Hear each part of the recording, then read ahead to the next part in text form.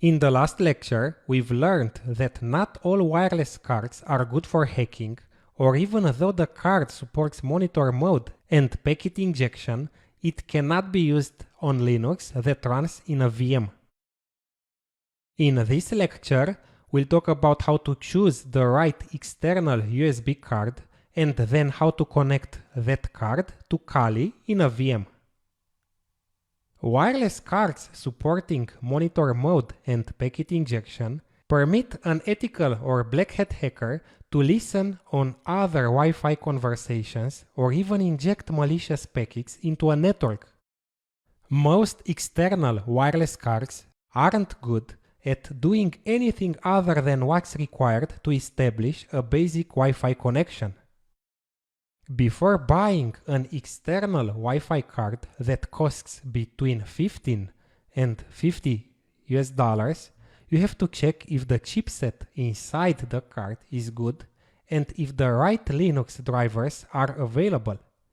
If you are in doubt, my advice is to buy the card from a store that accepts returns if that's possible. Note that the brand is different from the chipset. You normally buy a brand like TP-Link, Netgear or Asus and you don't know about the chipset inside it.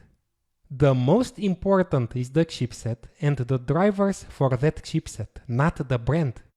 To make things easier for you, I've created a list with chipsets that are known to support packet injection and mode monitoring.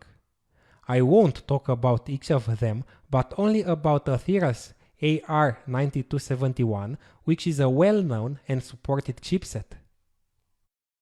The Alpha USB adapter is one of the favorites in the hacking community. It's fast, long-range, well-supported, and stable. Or a cheaper adapter that uses this chipset is TP-Link. However, check that it uses the Atheros chipset and not another one. Other considerations in selecting an external Wi-Fi adapter aside from the chipset is the frequency on which the adapter operates. While most Wi-Fi devices, including IoT devices, operate on the 2.5 GHz band, many newer devices also offer 5 GHz networks. If 5 GHz is important to you, there are many 5 GHz Wi-Fi cards that support monitor mode and packet injection. An example is Panda Wireless PAU09. This is a very good card that works both with 2.4 and 5 GHz. As a conclusion, before buying an external USB Wi-Fi card, some research is needed.